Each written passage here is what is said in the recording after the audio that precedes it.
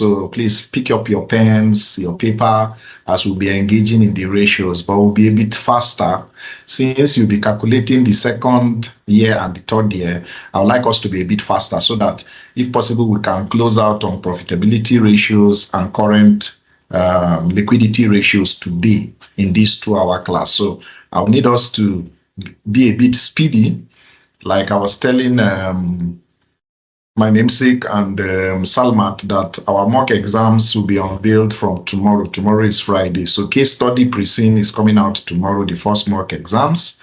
And also the AAA first mock exam will be released tomorrow. So we'll look at the exams by weekend. Though some of us have classes, then we may have to address the debrief and the solution to those questions maybe from next week's lecture, if weekend is choked for us to slot in any of the time. But then we'll start our simulation of the real exams scenario by tomorrow. So we need to run, and we are merging the lectures with addressing past questions at the same time. I know it will be challenging for those that are attempting it for the first time, but most of us are not attempting for the first time here. So it's better for us to do questions and continue with our lectures at the same time. So please, let's run through the profitability ratios as we address them. I hope that's okay with us. Yes, sir. Okay, fantastic. All right, so we've looked at the profitability, the return on assets. We looked at return on capital employed in the last class. So we've spoken about the return on asset a bit. We spoke to the explanations, but we've not done the calculations. So let me just do a recap for the benefit of some that were not in the class in the last class, and also just to refresh our memory. So the ratio talks about the utilization of assets to generate earnings. It's a ratio that management uses to measure their efficiency and how they are able to provide returns from the capital that was employed or invested in the business in the form of long-term assets. Now, it indicates the percentage of profit a company earns for every naira it invests on assets in the company. So assets in the form of non-current assets, which are long-term in nature, and they are very heavy investments, purchase of equipment, property, plant or equipment, the land, building, tangible, intangible assets, softwares, intellectual properties, and other things injected just to get the business a base to run. The current assets is for the day-to-day running of the business, working capital, inventory, receivables, cash. All those are assets. And what do they bring in return? They are not just for Father Christmas or to provide free service to people. What did they get in return for that? So it reflects how efficiently management is using these assets I just spoke about to produce profit, showcasing operational efficiency. So it's more of an internal measurement of efficiency. It's not an external ratio like return on capital employed. Shareholders want to know how much their money is generating.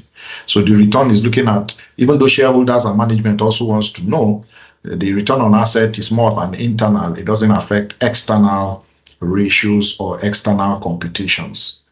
So the formula is clear on the screen. The net income is our profit after tax plus your total assets, short and long term. Your net income is the profit after all expenses and costs have been deducted. The total assets include your current and the non-current asset owned by the company. So Julie asked a very interesting question about dividend, preference dividend, deducting it. If you deduct it, you will not be penalized. But since it's an internal ratio and it doesn't dilute equity and debt, you may not necessarily deduct the preference dividend because you are not reporting it for publication. So whichever way you do it, you will not be penalized by the examiner. So if you deduct preference dividend, if you have it in the question, it's fine. If you don't, I won't, because it's an internally measurement of management performance. Yeah, so the net income is the bottom line after all expenses, organic, inorganic, internal, external, depreciation, the cash movement, non-cash movement, finance cost, all expenses have been deducted is what you use to calculate this ratio. And the sum of all the current and non-current assets is our denominator that is owned by the company. Okay, so having looked at that, we need to calculate the ratios. So I've stopped sharing my screen. I've stopped sharing the document. So let me just share my screen so that we can now toggle through the documents that we'll use for the computations. Yeah. So let me quickly share my screen so that we'll be able to toggle through documents that we'll be using for the computations. Okay, so we'll be using this formula, the net income times divided by total assets times 100/1. So quickly, let me move to Excel that we'll be using. Currently, we are in return on assets column or sheet. So I will go to the... Sorry to call you, sir. I wanted to confirm, are we still using the same illustration from the last class? Exactly, Dan Kabir. We are still using Dan Kabir. Yes, Okay. yes, we are still using that question. Thank you. Okay, so just get ready. Immediately I compute 2020, you go ahead and do 2021, 2022 very, very fast. As fast as you can, please. So you guys will help me out so that it can be engaging and I will know that you are refreshing yourself and getting the computations back. Okay, so on my screen, you can see the SCI, which is the statement of comprehensive income. So I'm going to pick my profit after tax, which is the bottom line here. This is the profit after tax. So I'll pick 77 million as my profit after tax. Then I'll come here and I'll post it exactly as 77 million. So what is the next thing I'll do is my total assets. Total assets.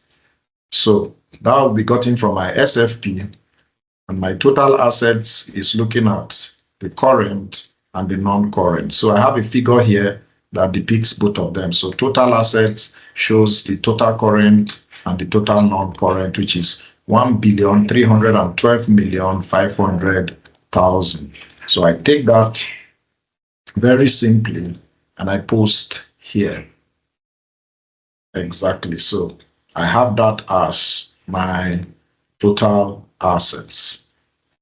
Just adjust this. So the next thing I'm going to calculate very simply is my return on assets.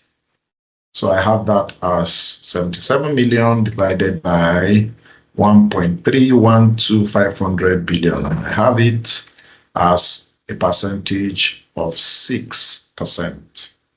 6% approximately. Okay, so I have it for 2020 as 6%. Total assets 1,312,500. Confirming my figures, and profit after tax is 70 M, and I have my non-current assets 472,500 and total current asset 840,132,150. Okay, so let me see the other scenario where if the preference dividend is removed and what will be the percentage. So let's simulate two scenarios where in case you decide to remove the preference dividend. So from our question, the preference dividend is 40.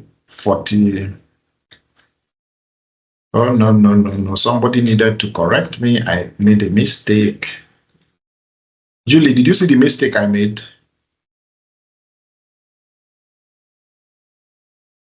Is Julie on the call or she has left? Because she has eagle eye. Oh, no, you say I But you used 84. Sorry, you used 77. That's profit after tax. So Yes. Oh, different okay. dividend is zero. Oh, okay. I didn't make the mistake. I was looking at the beginning and the closing. The beginning and the closing was for SFP. So there's no beginning and closing for the SCI. The SCI ended with 31st. Okay. I thought I made a mistake by taking the beginning. Yeah, no, that. Yeah. Yes, yes. No wonder you didn't interject. You saw I was doing the right thing. Oh, that's a nice Okay. compliment. Thank you, sir. Yeah, you're welcome. All right, so let's try deducting this. Dividend. Let's try deducting this amount from our profit after tax. So this is the amount for preference dividend. Yes, so let me say preference dividend here. If we want to go for preference dividend deduction, and our net profit after tax after deduction of preference dividend will be 77 minus 47,250, and that will be 29.750 million. So let's just say our return on assets, the second variant, if we remove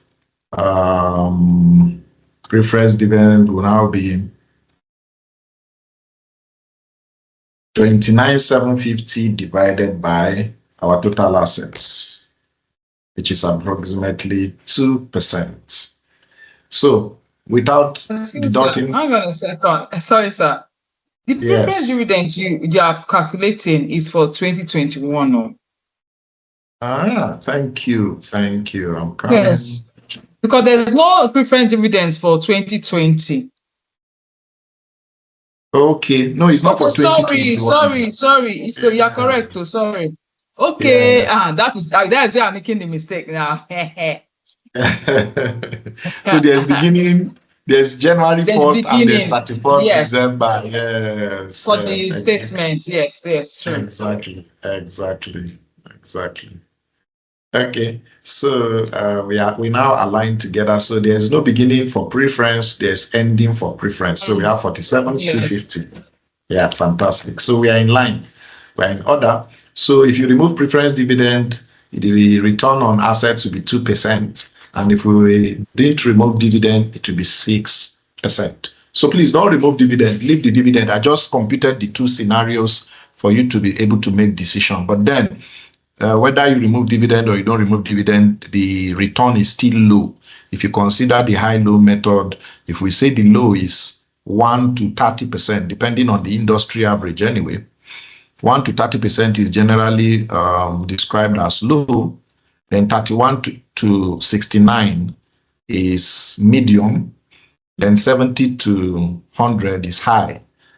But there's always an industry average that maybe where the business is domiciled or is operating, let's say the pharmaceutical space, the banking space, investment space, whatever it is that is the industry average there should come into cognizance or should be brought to bear when we are writing the exam. So take note of that. But on a general high, medium, low method, these percentages are low. Whether 6%, whether 2% is not enough returns. It's not good enough for return on the assets. Looking at the total asset of 1.3 billion and you are returning 77 million or 47.2. I think it's low. All right. Yeah. Salma, please go ahead and let me hear your thoughts. Okay. My observation is on the total asset. I don't know if you said it, my network was messing up. I was in and out.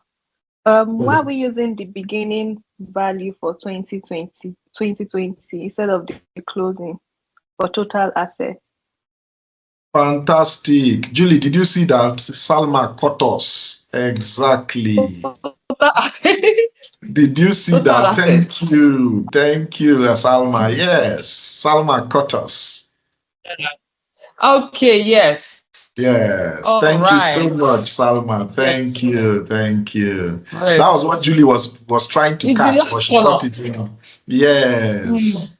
That was what Julie was trying to tell me, but yes. Thank you, Salma. I'm grateful. That's it. So Aha. Yeah, so fantastic. So we have it as 5%, it dropped to 5%. Then let me recompute for. It is the profit and loss that has 3 columns. That has then it's only the other has okay, I can see. Exactly. So that's where one has to be very vigilant. Very vigilant under exam conditions. Very careful. Thank you so much, Salman. I love that eagle eye. So you and Julie now are the eagle eyes of the class. Thank you. All right, so that's fine. So let me put the question on the screen. My namesake, I hope you are not lost. I hope you are following. Is he still on the call?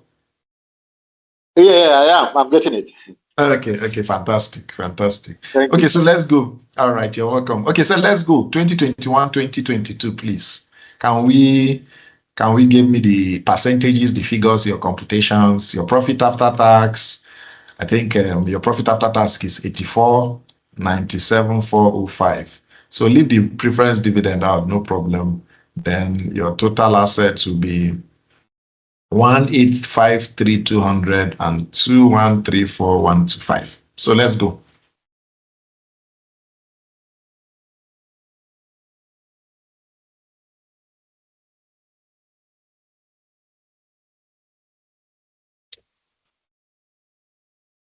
I have 4.57. That was fast. 4.57 and 4.56 and 4.56. 57%. 4.56. Fantastic. Okay, so okay, the same thing. Good. So Salma to 4.57, and that was fast. I like that.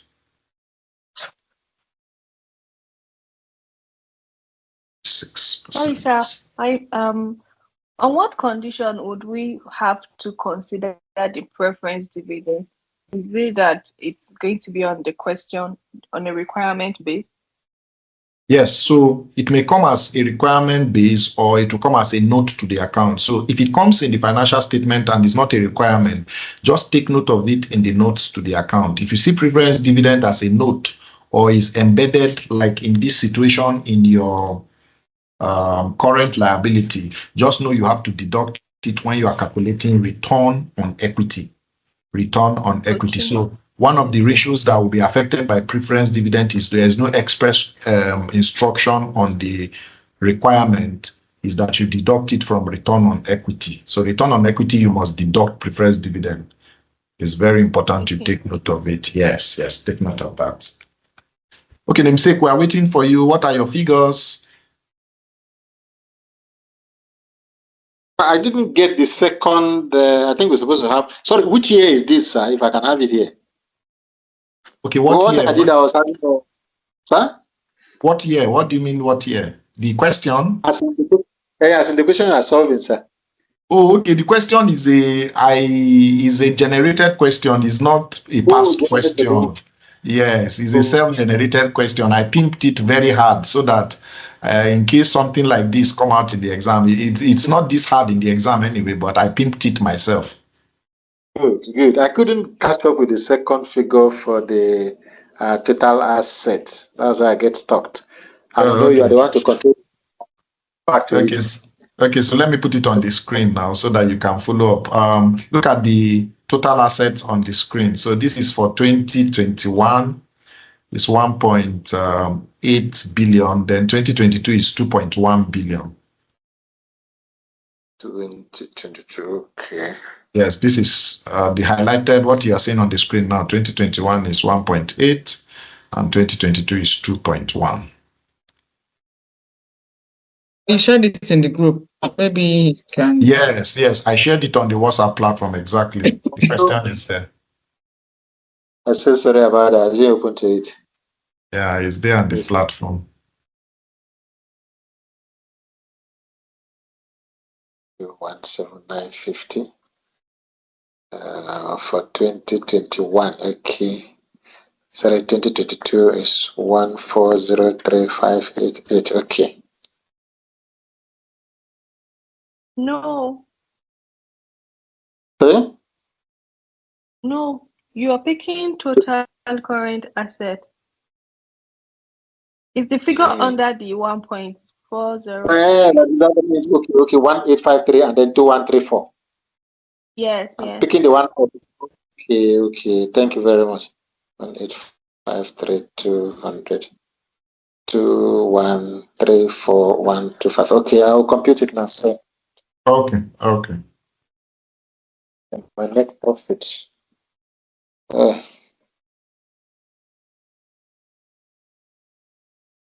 Net profit after tax. So I need to okay. How to So put the that's figure for my net profit? Yes.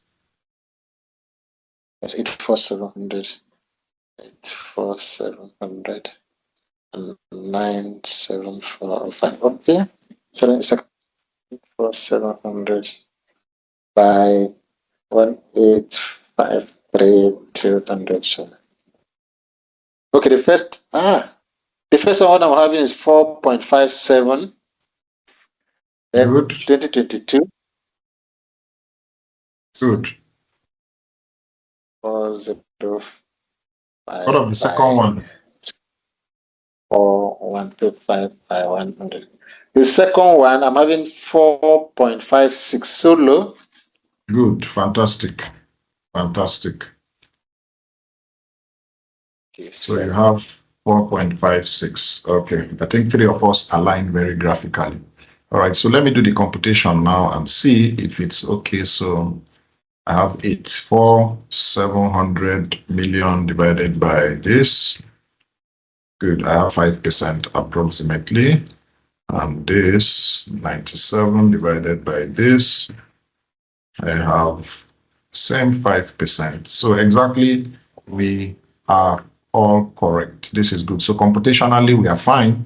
So under exam condition, if you do 5% without preference dividend, is fine. If you do with preference dividend, you are also fine. But just take note that under exam condition, you need to make sure return on equity in calculating what belongs to equity holders, preference must go out of the money. Very, very important.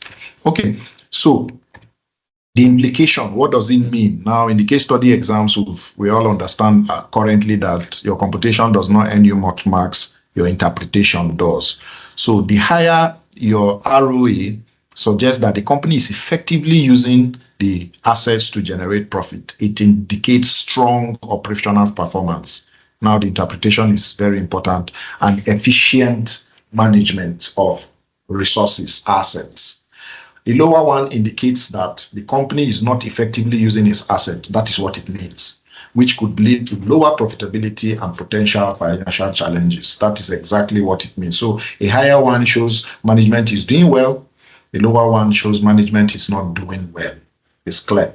And a declining return on assets may prompt management to assess their asset management strategies. How are they managing their assets? Are there redundant assets that are not used to full capacity? What are the operational efficiencies are being hampered? And potential need for, if the assets are not in use, dispose them and get money. So if there's need for asset disposals or improvement in productivity, this need to be factored out. Very important. So what are the cause and effect? If you have a high return on capital employed, it shows efficient production processes, optimized inventory management. So where you have a manufacturing company that does raw material, work in progress, finished goods, that means inventory is being cycled and recycled very, very, very efficiently.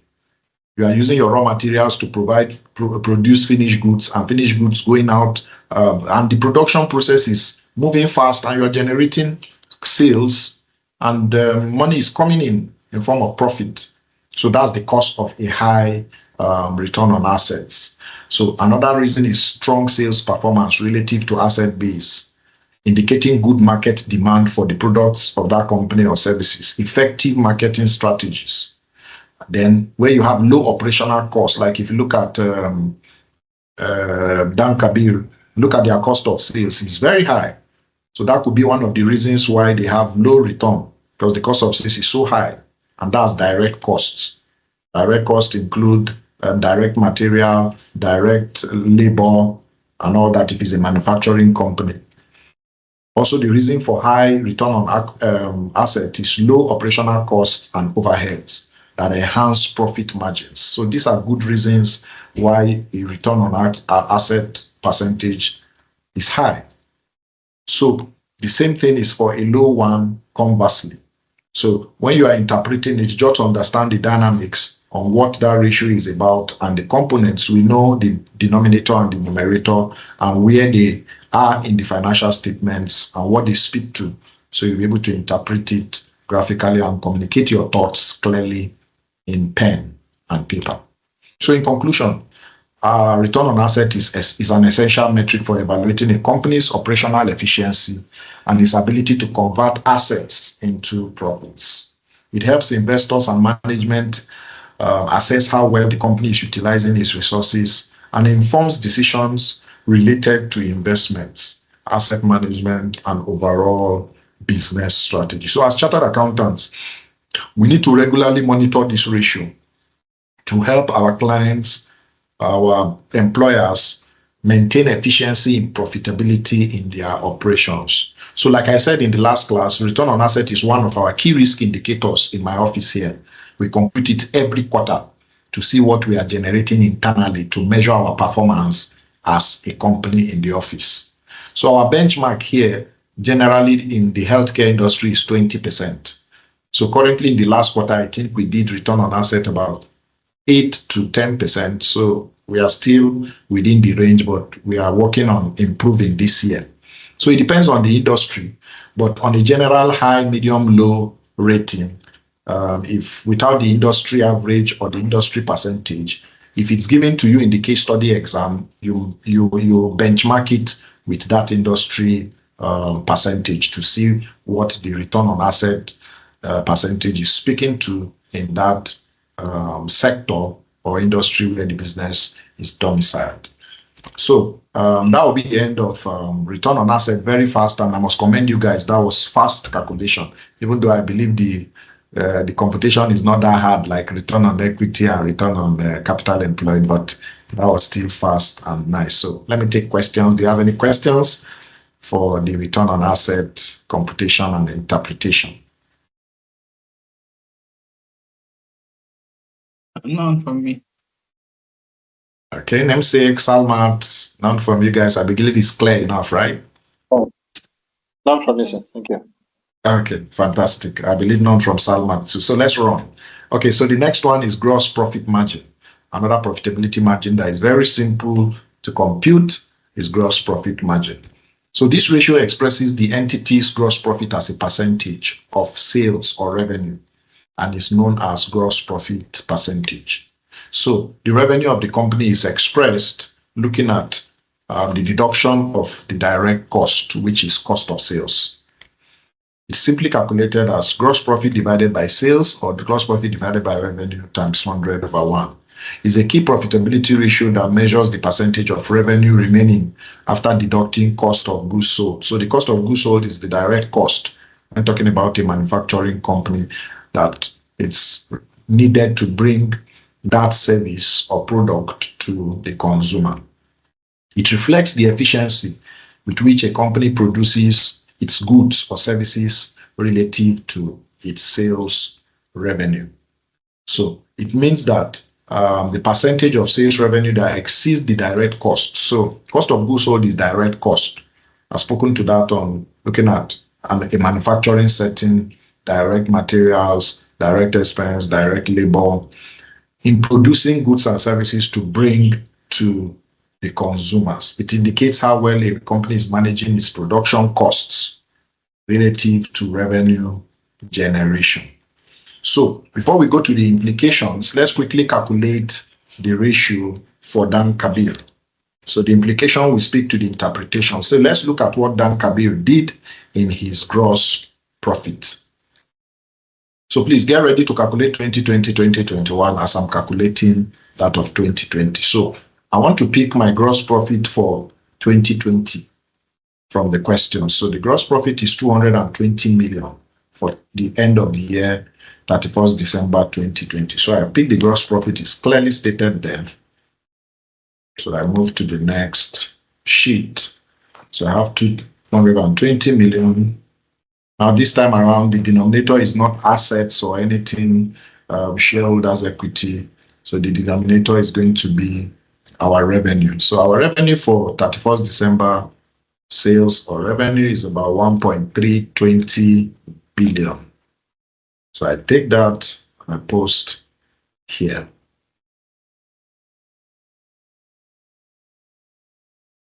Okay, so my GPM, permit me to abbreviate, is going to be 220 divided by 1.320. I have it as a percentage of 17%. So our gross profit is 17%. My eagle eyes, I hope I'm not making any mistake in picking the wrong figures. So you guys are on point.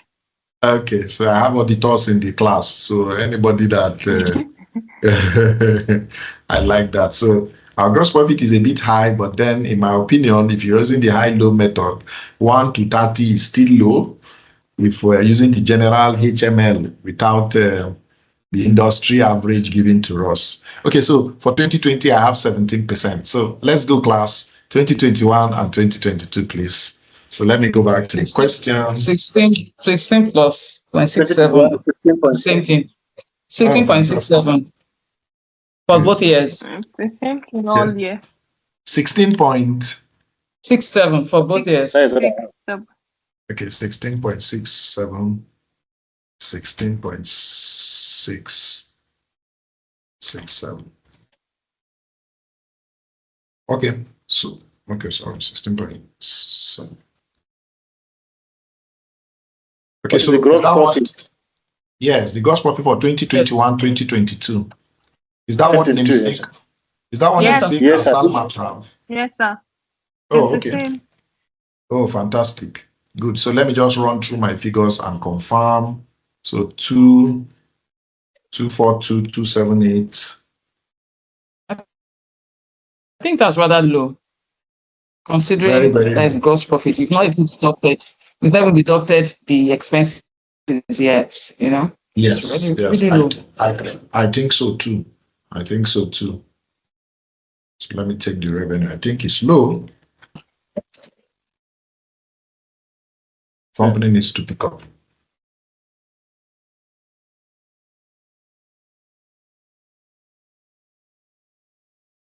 Responsible.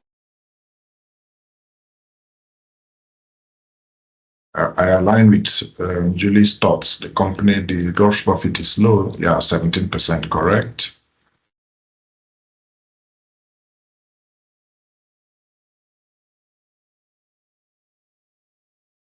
Exactly. Thank you very much. Correct. So we all align with the same computation. Okay, so what does that mean? Interpretation now. What does that mean? The implication is that a higher gross profit suggests the company is effectively managing its production costs relative to sales. So let's go and see Dan Kabir's problem. Please, in case for interpretation purpose, let's do a further analysis. Now, what is the percentage of cost of sales to revenue? So can somebody compute 1.1 billion to 1.320? What's the percentage? That's to tell you where Dan Kabir's problem is. Look at his opening inventory. Look at his purchases. Look at his closing stock. You see the cost of bringing revenue of 1.3 billion is 1.1 billion, which is high. So this is where Dan Kabir's problem is. His production cost is high. So what's the percentage, please? Cost of sales to revenue for 2020. Can somebody give us? Cost of sales to revenue? Yes, please. Production cost to revenue was it's 3.3. No, the percentage. 1.1 billion to 1.320. What's the percentage? Yes. That's 83 now. 83%. Oh, okay. I didn't hear you say 83.3. I thought you said 3.3. No, 83.3. Okay, just imagine now that 83.3% of cost of sales is to revenue. That is too high. In fact, from the audit perspective, I'm beginning to think there is fraud in this production, whatever. There may be fraud that is going on, because how can 83% go to cost of sales? No. It's too much now. So it's too much. So from our interpretation now, you can see the implication is that the company is not effectively managing production costs relative to sales. This is the implication. So in our interpretation, and when we look at a situation where direct costs are high, we begin to know why the company is in that kind of dilemma or in problem. So in that Kabir's case, his cost of sales is too high. So in your interpretation, you can say 83% of the cost of sales to revenue is too high, which can indicate strong pricing power and operational efficiency if the cost of sales is low. But in this Dan Kabir's case, the pricing power and operational efficiency is bad, looking at the direct expenses, direct cost. Now, a low gross profit margin indicates production costs are too high. This is Dan Kabir's situation. The company is not pricing its product effectively, or it faces competitive pressure affecting margins. Okay, maybe competitive pressure from competitors, but then whatever the reason is, the cost of sales is high. That is our conclusion. What are the cost and effect? Now, the cost and effect of a high gross profit is effective cost control in production. So you see the effects, such as low material costs. So they need to work on reducing their cost of sales, labor efficiencies, or streamlined manufacturing process. So this is the cost of a high gross profit. But in Dan Kabir's case, it's low. Also, the cost and effect of a high gross profit is strong pricing power, allowing the company to change premium prices for its products or services. Favorable market conditions that allow for high sales volumes with controlled cost. So where you have a high gross profit margin, cost needs to be brought under control. And the effect is that it increases profitability. Your bottom line will increase, leaving more resources to cover other operating expenses like research and development and expansion efforts. Very true. It also attracts investors. The effect is that to attract investors as it indicates robust profitability from the core operations of the business. Now, in Dan Kabir's case, we have a low gross profit. Look at what it shows. It signals rising production cost. This is clear. 83% is too high, whatever the reason is. So maybe they need to up their price, increase the price of the goods or services. I don't know. But whatever we are recommending, we should look at the scenario and the situation of the company to make our recommendations. But from our conclusion, cost of sales is too high. And they need to reassess pricing strategy. So if they need to increase the price to generate revenue, the price of the goods or services they provide in the market is too low, they should increase it. Persistent declines could affect overall profitability, yes, limiting a company's ability to invest in growth and manage overheads. So that's the effect. So in conclusion, GPM provides important insight into a company's production efficiency. Yes, production efficiency. And if it's not into production, whatever services it does, the cost of bringing that service, that's why it's called cost of goods sold or cost of sales. The cost of sales should be at a minimum level to be able to have a positive bottom line. The business is there to make profit. It's not an NGO or a charity organization. So investors have invested money. Every chartered accountant has it at the back of their mind for the investors to smile to the bank. So in conclusion, production efficiency and pricing strategy is what we are concluding. Maybe the insights of what this company is facing or the challenge is facing. So a strong gross profit suggests efficient cost control, effective pricing, while a low one shows challenges in managing production cost or marketing effectiveness. So our job as chartered accountants is to monitor this ratio to help businesses ensure profitability and sustain operational efficiency. This is very important. I like this ratio. It's clear and very easy to explain under exam conditions. So do we have any question on the gross profit? Not from me. Oh, fantastic. It's very decipherable. It's comprehensive. Any question? Not at all. Okay. All right. Nice to have you, Aisha. You're welcome. I saw her join the call. Welcome, Aisha. Nice to have you. All right. So let's run. You're welcome. Okay. So let's run. The next one is operating profit margin. It's also known as operating margin.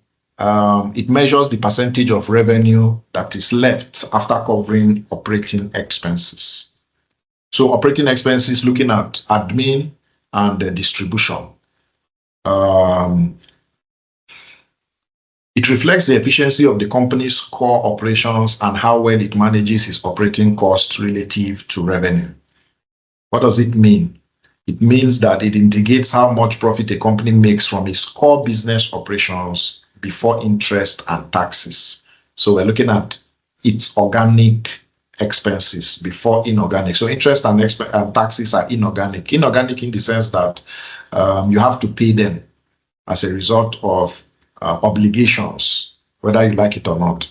Well, you can change your admin, you can change your distribution expenses, but you can't change these ones.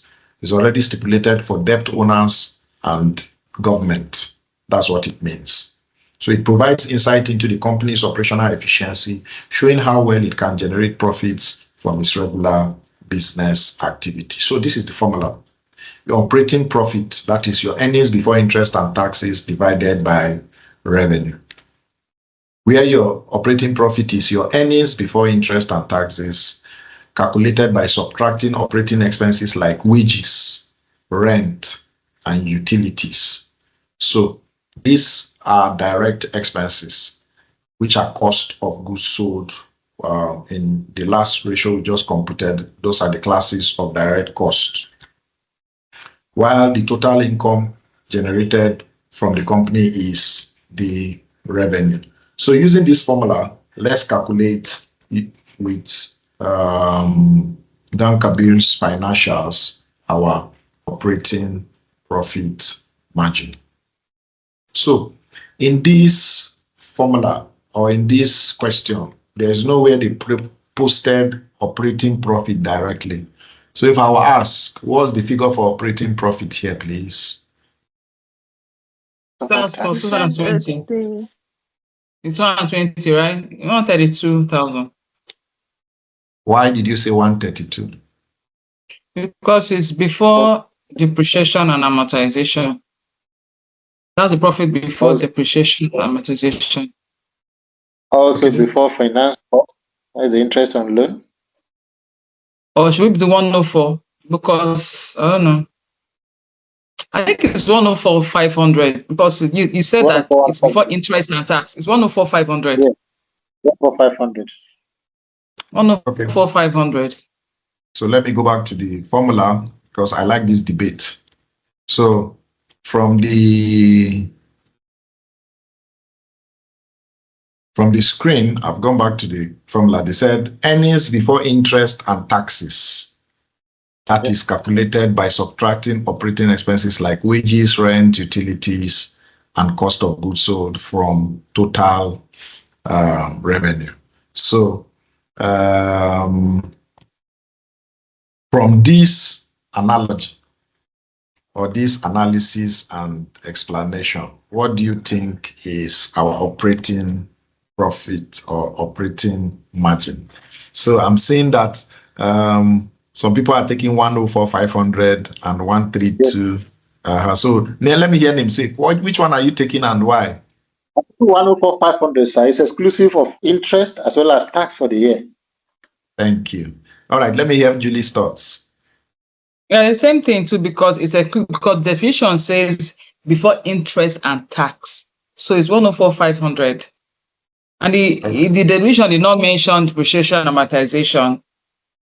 Okay, thank you very much. I don't know whether to classify depreciation and amortization as operating expenses. I don't know. Okay, good. I like that. All right. Salma, Aisha, can I hear your thoughts too? I'll take 132,000. Okay, why? Okay, I'm talking with Salmat. I'm hearing Salmat, right? Yes. Okay, so why are you taking 132? Because it says interest, it says earnings before interest and tax, and it further said from the definition that it's all expenses administrative less from the total revenue. So amortization and depreciation are not like administrative expenses. I don't know. Thank you for that thought. Can I hear Aisha? Aisha, do you have an opinion? I will take 104,500 Okay, why? because it says to me it says earnings before interest and tax. Can you take it back to the slide, please? Yes, Sorry. please. Yes, I'm there. Okay. Okay. Yes. Before interest and tax. So because finance cost is an this interest and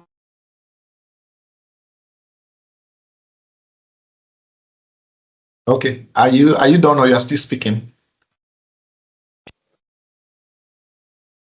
Maybe her network. I'm struggling to hear her. Can you hear me, Aisha? Okay, I guess it's her network. Maybe she's speaking. We can't hear her. Okay, but she's going for 104,500.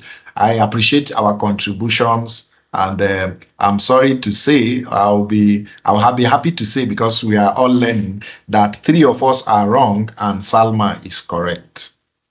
Yes. Serious. Yes, 3 of us are wrong. And that is why I pimped the question. Okay, so Salma is correct, but she was not sure. So let me give you the explanation now. Now, I pimped this question to bring depreciation and amortization before finance cost deliberately to spark up this conversation. Good. So depreciation and amortization are non-cash movements. Take note of that. They don't involve cash movements. They are estimations and provisions. So in a normal IFRS format, SCI, they don't even come after gross profit. I brought it here to be able to make you understand the mix between direct, indirect, organic, inorganic, cash involved expenses, and non-cash movement. So normally the depreciation and amortization is supposed to be deducted after profit before tax, then before the tax is deducted. So I brought it up here just to tweak it.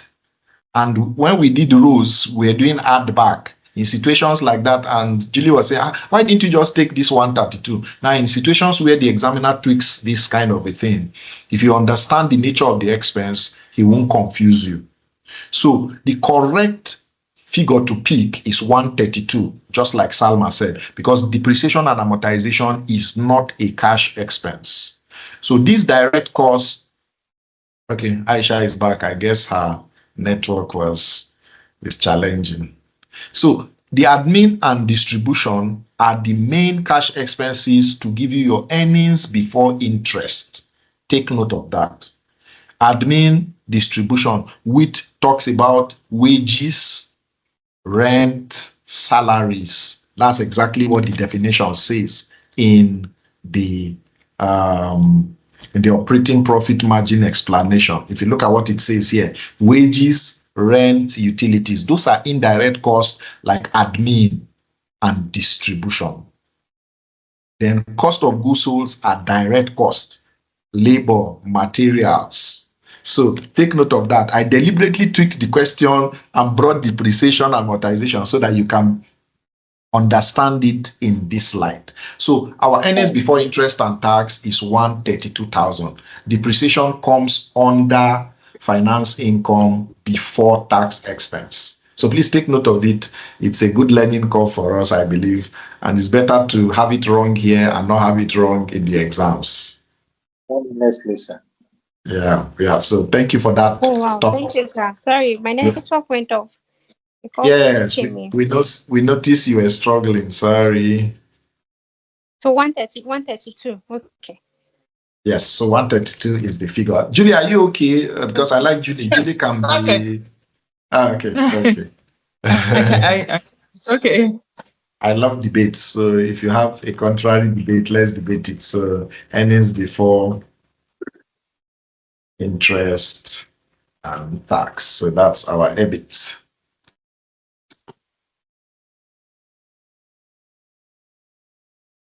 Okay, so I've taken our earnings before interest and tax 132. But there's no pathfinder where the examiner pimped it like this. I just did to help you in the thought-provoking process. So there's no pathfinder. The examiner hardly pimps it like this, but it's good to test the worst case scenario. Okay, so our earnings before interest and tax is 132, and we have 132. So our operating profit 10%. margin 10%, exactly. Me too. I thought as I saw it, 10%. Exactly. Excellent. So please, I need 2020, 2021, and 2022. Let me go back to the question. 10%. 10%. Wow. What is wrong with this company? Is it that they cost them? No, they are so the same Is it that they thing cost them? across board. Is it the same thing across board? They are really struggling though. The same thing every year. Mhm. It looks like they are padding their financial statements. Looks like. I guess so. Well, this is unrealistic. Yes, it's very unrealistic. It looks like a padded financial statement. Okay, so we have it 10%. Let me just. But I This is think for this one, it makes sense. Like I don't, because basically you find out that most companies don't really like put so much money in all this administrative and all those expenses, where they always like really spend, especially for a production company, is in the cost of like direct cost. But for this exactly. one, it's always like they try to manage administrative expenses. Oh, they don't have money. But when it comes to their quality and putting things out there, they overflood it. I agree with that. What Salma is saying is very correct, because if you look at some companies that have serious good products outside, so take for example PZ. Now, if you look at the cost of PZ, Nestle, lately they've been reporting very, very bad bottom lines. Why? Because their cost of sales is too high. Generator, operations, materials, very, very high. So I think I agree. I saw Nestle's last quarter financial report, and man, it was not good. Last quarter, that's Q4 2020, and they too, they are already saying, Kai, the cost of running business in Nigeria is high. So Salma is right. The dollarization, the raw materials you have to import, when you convert it to Naira, man, the cost of sales is high. So I agree with her, and they will not want to reduce their quality, compromise quality. Thank you. Thank you. So I use Lux currently as my soap, and nothing will make me not use Lux. I will not use any Nigerian product. Why? Quality. Simple. There's Nigerian Lux, but I don't like the quality. So that's what most of these conglomerates, they don't, the cost of quality, they don't compromise it. So I think I agree with her when we are explaining our analysis. So these interpretations are very, very necessary. We may not just say, okay, the company is not doing well. You can see where Salma came from now, even though they plateaued at 10% in our calculation, but there should be a reason. And in the case study, we should be able to explain the reason. You can see her explanation just opened another perspective, and I agreed with her. And Julie is already aligning too, that it's possible that you have this at 10% because of the cost of quality. So thank you for that thought. Yes, thank you for that thought, Salma. Thank you so much. That's really practical. Namesake, did you align with her too? I think I aligned. Very fine. Fresh memories. Exactly. I aligned too. Yeah. Aisha, do you align too with this deliberation? Because it's not just enough to judge and say the cost is too high. There must be a reason for it. Exactly. Compromising. They can't compromise quality. Yes. And they just watch their running expenses to ensure that it's a bit low. Yes. It's a good thought. Excellent thought. It's a good one. Exactly. Thank you, Salman, for that. Thank you, guys. So let's look at the interpretation and meaning as we run. The implication is that a high operating profit margin indicates a company is efficient at controlling its operating cost. leading to more profits from its core activity. So where the percentage is high, it shows that the company is doing well, and it can imply strong operational management and higher profitability. Why a lower one? So the low now will now depend on the percentage in the industry.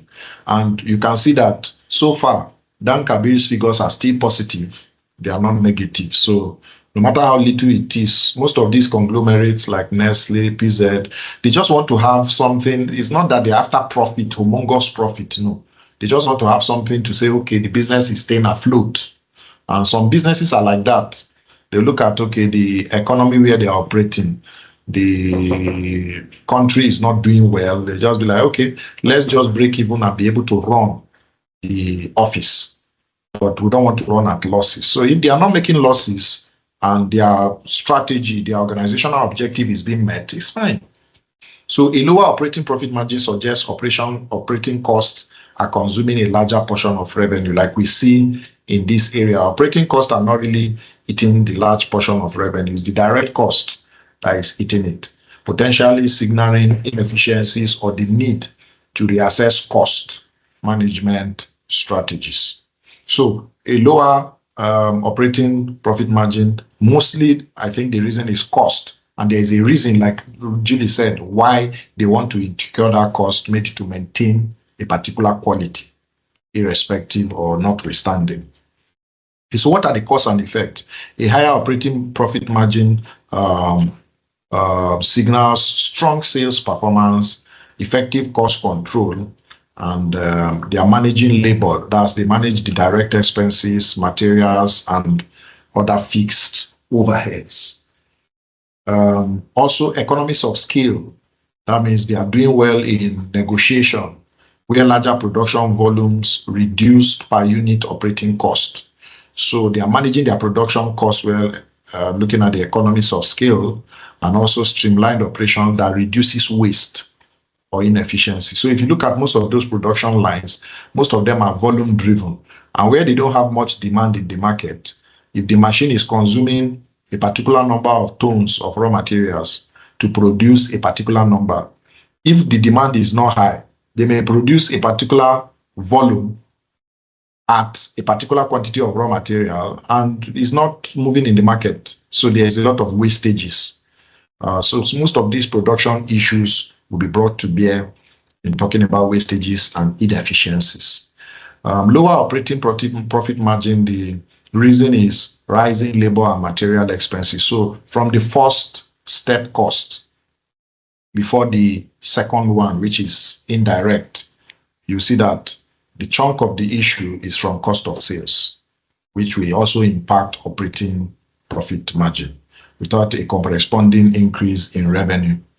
And inefficiencies in production, then it moves to logistics, which are indirect costs, administration, pricing strategies that don't sufficiently cover operating cost. So if you look at the prices, some of these prices may not be realistic in the market.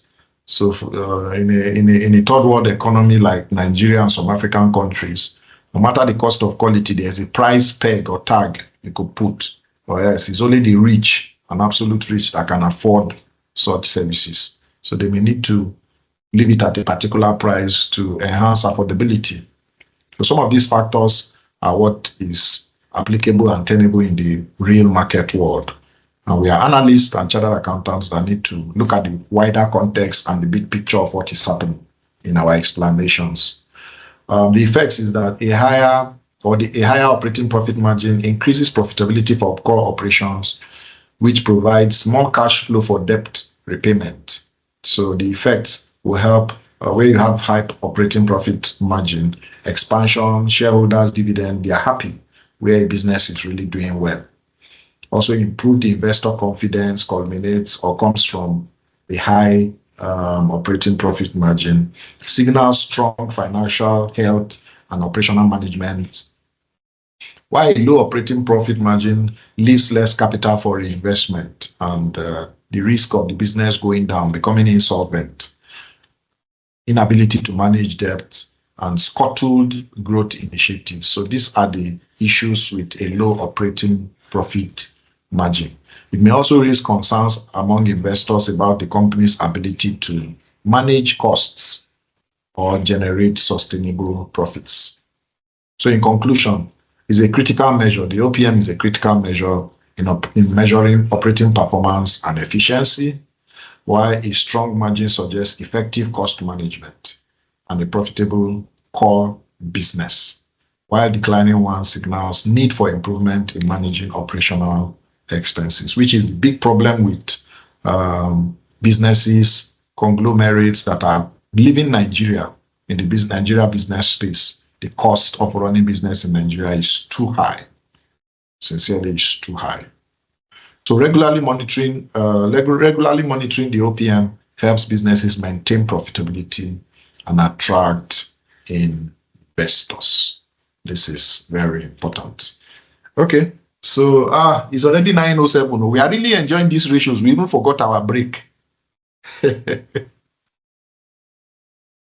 Are we out there? I hope I'm not listening. I would have. Okay. All right, Salma, let me hear your thoughts. Go ahead. Okay, sir. I am quite confused because for this operating margin now, I try to simplify it how I understand it. So basically, if I want to ask if this my thought makes sense. So if the revenue is higher, like now we have, the operational cost here, the earnings before interest and tax that we use to compare the revenue, it is low. Yes. Like it is way low compared to the revenue generated. Exactly. So in part of implication, can you say that, like, okay, now when the revenue is high, you are sure that you get a high OPM? Yes. Then when the revenue is lower, then you get a low OPM. Higher operating cost. That means yes, that's a low OPM. OPM, yes, exactly. Okay, so I'm just trying to figure it out, because for this now, I feel like Dan Kabir is doing very fine. So the margin might not be like at 50% or at 30%, but I feel like it is okay, because for a company whose revenue is 1.3 and it spent only 132,000 for its operational cost, then it is okay. Not like perfect, but I feel like it is okay, because you cannot have 1 million and you're spending 5,000 as operational cost. It's just confusing me. I don't really get if that is how it translates, because I'm trying to really understand it, like understand the term itself. Like, okay, is it that when the revenue is high, you have a higher OPM, and when the revenue is low, you have a lower OPM? Okay, so let's look at it from this perspective. I think yes, sir. Yeah, so I understand your question. So looking at it from this perspective, now this earnings is an income, or is a return generated. So it's not a cost. Now this is the cost. So look at the operating cost we are talking about. The operating cost here is 55 and 33 for 2020. So how much is 55 and 33 is 88 million. So I agree with your thought saying, okay, if they spent for operating expenses 88 million and they've generated 1.32 billion, then they are doing very well. I agree with your thoughts on that, because the operating expenses, or this ratio we are looking at, is only admin distribution that is in that category of operating expenses. Yes. So so if you say the percentage of this 88 million to the revenue of 1.3 billion, and they are able to generate 132, the company is doing very well. But don't forget, there is also direct expenses which carry the chunk of the expenses. So the expenses is direct. Yeah. So we have direct cost of sales and we have indirect admin and distribution, and it's just 88 million. So this is low. So in terms of managing operating expenses, the company is doing well. I agree with you. I hope that is clear. Yes. Uh-huh. So how do we now translate this OPM? Because I am quite confused. Okay, so in translating the OPM, if you look at the write-up, the OPM is more of indirect expenses, but the indirect expenses is not only the expense that forms the cost structure of the company. The direct expense also is part of it. So the OPM is also affected by the direct expense. So where you have a low cost of sales and you have a high operating expense, which is admin and distribution, you also have a high cost structure. So the advice is that let both of them be low. If both of them is low, not at the cost of quality, then the business is doing well. So in this situation, if you will interpret it, so let's look at the component now. 88 million is what they spent on indirect cost, but they spent 1.1 billion. So 1.188 million is the full cost structure, direct and indirect, to sales. So you can see that the operating expenses is the bottom line, or the operating margin is, in our interpretation, low, looking at both costs. Okay. Yes. So it just depends on the interpretation and how you are able to understand the cost structure and explain to the examiner. Okay, sir. Thank you. All right, you're welcome. I hope Julie is not sleeping, or she's unusually quiet. Julie, did you doze off? No, I'm very much awake. Okay, fantastic. All right, sir. it's fine. Is Aisha back? Aisha, has your network allowed you to be stable a bit? I don't think she's back. Okay, I doubt. Network is really her issue, but thank God it's being recorded. So do we go on break now?